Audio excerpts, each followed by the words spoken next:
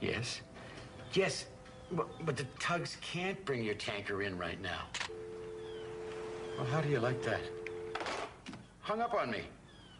How unfriendly. Oh, hello there. Well, I'm having a few problems here today. Come on, I have to go outside for just a minute.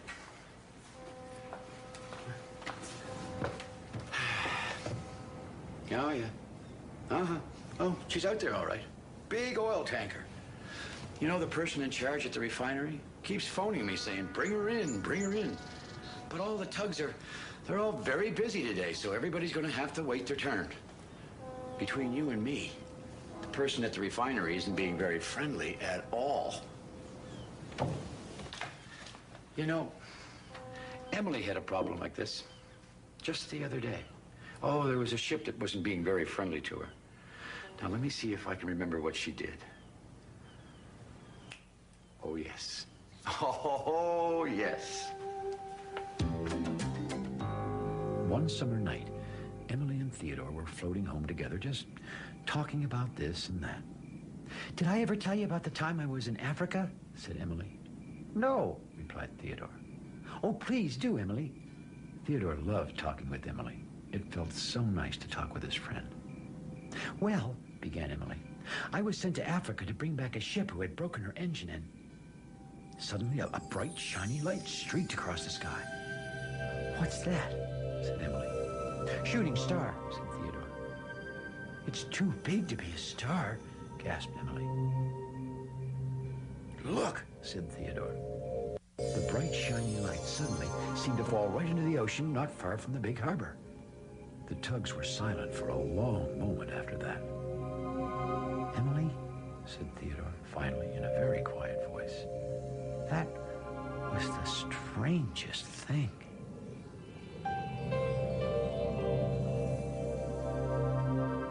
The tugs were gathered at the great ocean dock. The dispatcher was just giving out the jobs for the day when a very surprising visitor appeared. The dispatcher was the first to see her.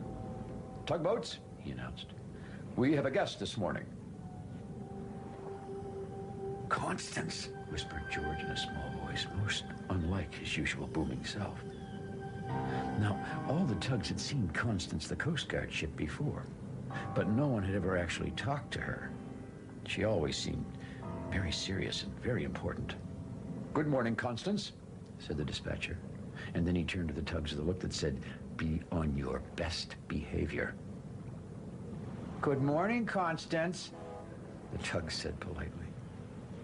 Good morning, replied Constance briskly. And then she stopped before Emily.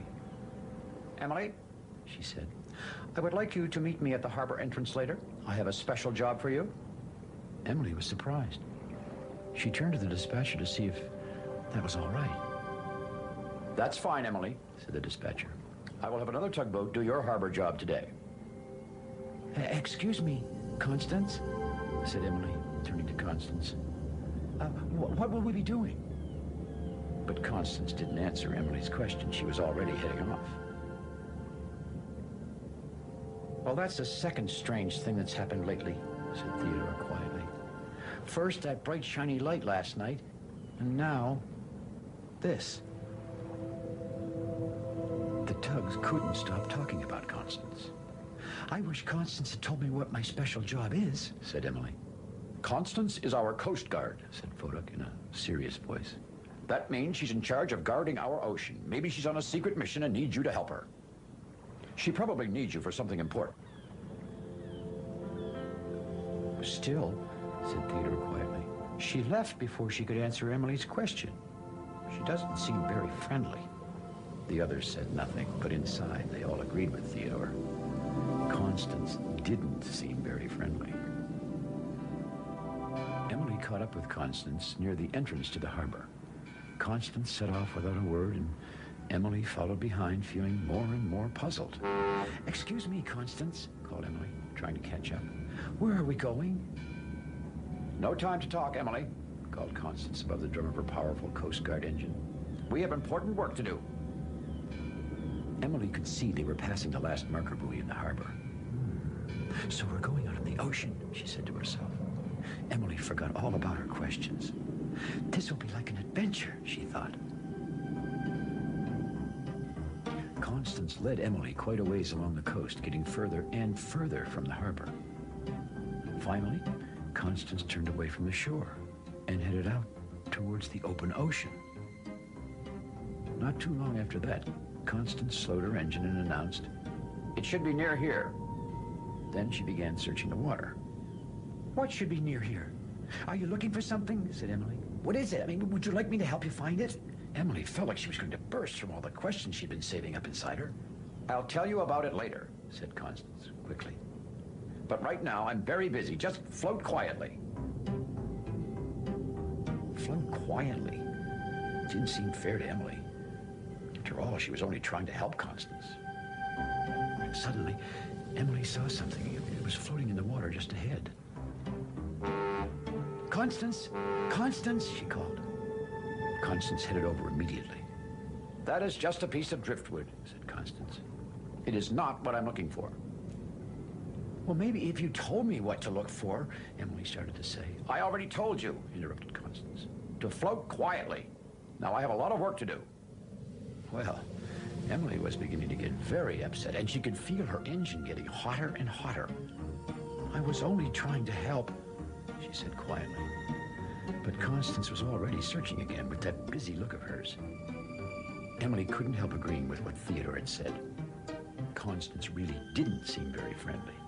Not very friendly at all. Back in the harbor, Theodore and Hank were heading home from work. Theodore turned and gazed sadly toward the ocean. "It's getting late," he said. "We still haven't heard from Emily." "She must be very busy with Constance," said Hank. Theodore was getting more and more concerned about Emily. But right now, it seemed there was nothing to be done but wait. Wait and worry about Emily. The sun was beginning to sail over the edge of the ocean, and Emily was still floating after Constance, who was still searching and searching. "Hurry," said Constance. "It'll be dark soon, and we must find it." Then Emily saw something floating in the water. Now, Emily didn't want to talk. She didn't want to upset Constance again. And maybe, thought Emily, this was just another piece of driftwood. But it didn't look like a piece of driftwood. It had brightly colored markings, and it was very big. "Constance," called Emily, "I see something." "What is it, Emily?" replied Constance. "There's something floating in the water," replied Emily, staring towards the brightly marked thing. Constance headed over to the thing without a word. Then she called to Emily. "You found it. Come and tie your tow line onto it." Emily floated over and saw that the brightly marked thing was really a rocket floating in the water. This rocket must have been the bright, shiny thing Theodore and I saw in the sky last night, Emily thought to herself. It tumbled down to earth, all in flames. "Where did it come from, Constance?" asked Emily. "Who does it belong to? I mean, where are we taking it?" In all her excitement, Emily forgot about how upset she felt at Constance. "All I have time to tell you," replied Constance, "is that this rocket is very important. It's part of a spaceship, and I need you to help me get it back to the harbor as soon as we can." Emily had put the rocket on her deck and was following along behind Constance as fast as she could go. "She's not friendly. She's not friendly. She's not friendly," Emily repeated to herself. They still had a long way to go, and the sun was almost down. "Faster, Emily," called Constance. Now the rocket was heavy, and it was hard for Emily to carry. She wanted to slow down and catch her breath a little. "Emily," it was Constance, "the rocket is slipping off your deck." "I tried to tie it on properly," Emily started to say, "but you were in a big hurry and—" "No time to talk now," said Constance. "Just tie the rocket back on, quickly." Well, Emily was tired of chasing after Constance, and she was tired of carrying the heavy rocket, but most of all, she was tired of not being able to talk. Her face felt hot, and she wanted to shout out loud. Slowly, she turned to face Constance. "Why are you stopping?" demanded Constance. "We are late." "I am not doing another thing till you say please," replied Emily in a steady voice. Well, Constance didn't say anything. "I tried to tell you I didn't have time to tie the rocket on properly, but you were in a big hurry," Emily continued. "And now you're upset with me because we're late.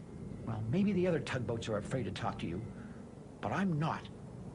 You're not very friendly. Well, it seems you could hear the silence all the way back to the Big Harbor. Constance slowly turned to face Emily. Emily floated firmly in her place, but inside, everything seemed to be moving very fast. What would Constance say? Well, what Constance said was the most surprising thing. "Do you really think I'm not friendly?"